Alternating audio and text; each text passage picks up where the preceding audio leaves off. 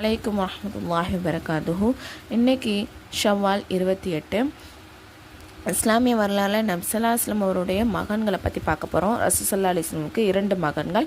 இவங்க வந்து ஹதீஜா ரலியல்லாஹு அன்ஹா அவர்கள் மூலமாக பிறந்தவங்க. முதல் குழந்தை வந்து ஹாசிம்.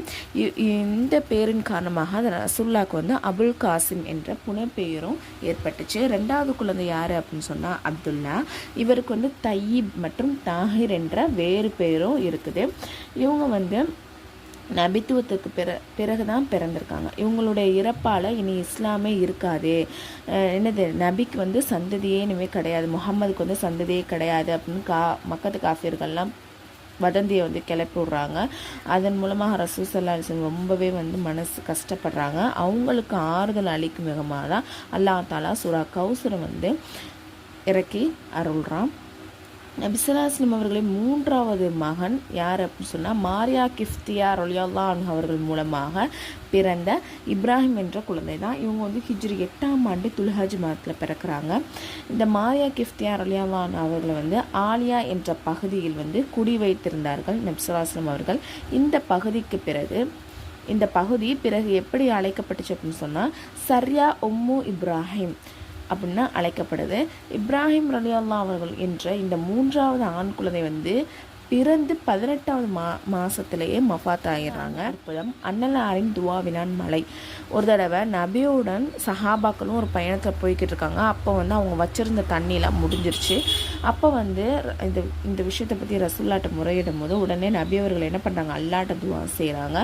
உடனே வந்து அல்லாஹால ஒரு மேகத்தை அனுப்பி மலையை பொழிய செய்கிறான். எல்லாரும் என்ன பண்ணுறாங்க, தாகம் தனியும் அளவுக்கு தண்ணீரை பருகி வேண்டிய அளவுக்கு பாத்திரத்துலையும் நிரப்பிடுறாங்க. தொழுகை சரியானால் மன்னிப்பு உண்டு. அதாவது அல்லாஹ் தஆலா 5 வேளை தொழுகை என்ன பண்ணியிருக்கான், நமக்கு கடமையாக்கியிருக்கான். அதை என்ன பண்ணணும் அப்படின்னு சொன்னால் நன்கு உழு செஞ்சுட்டு உரிய நேரத்தில் தொழுகிறது. அதே மாதிரி ருக்கு சஜிதா அதெல்லாம் முறைப்படி செஞ்சு பாவ மன்னிப்பு நம்ம கேட்டோம் அப்படின்னு சொன்னால் அல்லாஹ் நம்மளை வந்து மன்னிக்கக்கூடியவனாக இருக்கான். இவ்வாறு செய்யாதவருக்கு அல்லாஹ்வுடைய எந்த வாக்குறுதியுமே கிடையாது. அவன் விரும்பினா மன்னிப்பான், இல்லைன்னா தண்டிப்பான் அப்படின்னு சொல்லிட்டு நபிஸல்லல்லாஹு அலைஹி வஸல்லம் வந்து சொல்லியிருக்காங்க. ஒரு சுன்னத்தை பற்றி காலை மாலை ஓத வேண்டிய துவா. நபிஸல்லல்லாஹு அலைஹி வஸல்லம் அவர்கள் கூறினார்கள், யார் வந்து காலையிலும் மாலையிலையும் இந்த துவாவை வந்து ஓதுறாங்களோ அவர் அல்லாஹ் தஆலா என்ன பண்ணுவான், மகிழ்விப்பான். ரொலீனா பில்லாஹி ரப்பவ் வபி இஸ்லாமி தீனவ் வபி முஹம்மதி ரசூலா. இதுக்கு என்ன மீனிங் அப்படின்னு சொன்னால், நான் அல்லாஹ்வை எனது இரட்சகனாகவும் இஸ்லாத்தை எனது மார்க்கமாகவும் முஹம்மது ஸல்லல்லாஹு அலைஹி வஸல்லம் அவர்களை எனது இறை தூதராகவும் ஏற்று மகிழ்ந்தேன். அடுத்தது ஒரு முக்கியமான அமல் பற்றி, நோன்பு நரகை விளக்கும். அதாவது நபிஸல்லல்லாஹு சொல்கிறாங்க, யார் வந்து அல்லாஹுக்காக ஒரு நாள் நோன்பு நோக்குறாங்களோ அவரை விட்டு என்னது நரகத்தை 100 ஆண்டுகளின் தொலைதூர அளவுக்கு அல்லாஹ் என்ன பண்ணுவான், விலக்கி வைப்பான். அடுத்தது ஒரு பாவத்தை பற்றி குர்ஆன்ல அல்லாஹ் தஆலா சொல்கிறான், எவர் வந்து இஸ்லாத்தின் பால் அதாவது இஸ்லாத்தின் பக்கம் அழைக்கப்பட்ட நிலையில் வந்து அவங்க அல்லாஹ் மீது பொய்யை இட்டு கட்டுறாங்களோ அவனை விட அநியாயக்காரன் யார் இருக்க முடியும்.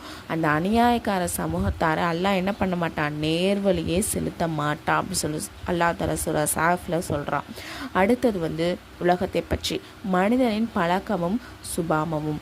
குர்ஆன்ல அல்லாஹ் தஆலா சொல்கிறான், மனிதனை அவனுடைய இறைவன் சோதித்த பிறகு அவனை என்ன பண்ணுறான், கண்ணியப்படுத்தி அவனுக்கு வந்து பாக்கியம் அளிக்கிறான். அப்போ வந்து அவன் சொல்கிறான், என்னுடைய இறைவன் வந்து என்னை கண்ணியப்படுத்திட்டான் அப்படின்னு சொல்கிறான்.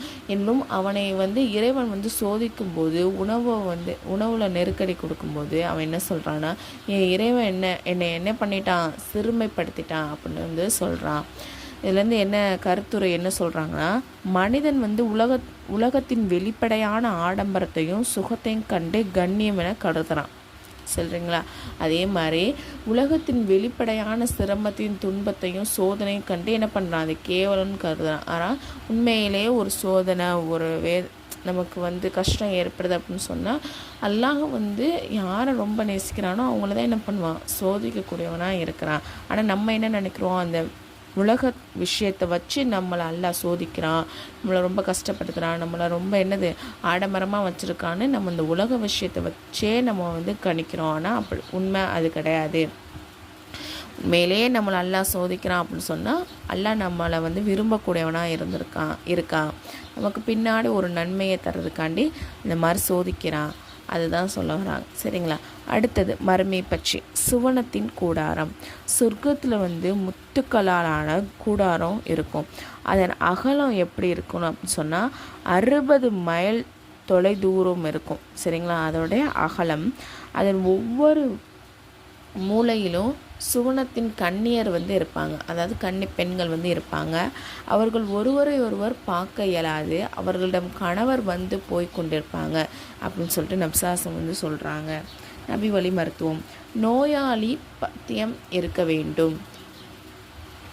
ஒரு முறை மன்தர் ரலியல்லாஹு அவர்கள் வீட்டில் வந்து நபி ஸல்லல்லாஹு அலைஹி வஸல்லம் அவர்களுடன் அலி அவர்கள் வந்து என்ன பண்ணுறாங்க, பேரித்தம்பழம் சாப்பிட்டு கொண்டிருக்காங்க.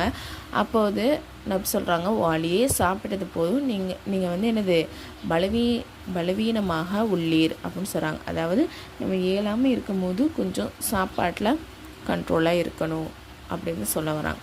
விளக்கம் என்ன அப்படின்னு சொன்னால், நோயின் காரணமாக எல்லா உறுப்புகளும் இறப்பை உள்பட எல்லாமே என்னது பலவீனமாக இருக்கும். சரிங்களா? அந்த நேரத்தில் வந்து உணவில் வந்து நம்ம என்ன பண்ணணும், கட்டுப்பாடு இருக்கணும். ஜீரணம் எளிதாக ஆகுவதற்கு லேசான குறைவான சாப்பாடு தான் நம்ம சாப்பிடணும். அண்ணனாரின் அறிவுரை. அண்ணனாரின் அறிவுரை என்ன கொடுத்துருக்காங்கன்னா, நபிசாசம் சொல்லியிருக்காங்க, முதல் வரிசையை வந்து நிரப்பமாக்குங்க. ஃபஸ்ட்டு ஸ்டெப்பை என்ன பண்ண முடிக்கணும். அதன் பிறகு தான் என்னது அடுத்த வரிசையை நிற்கணும். வரிசையின் இடம் காலியாக இருந்தால் அது கடைசி வரிசையாக தான் இருக்க வேண்டும் அப்படின்னு நபிசாசம் வந்து சொல்லியிருக்காங்க. இன்றைக்கி நீங்கள் கற்றுக்கிட்ட விஷயத்த உங்களுக்கு தெரிஞ்சவங்களுக்கு எத்தி வைங்க.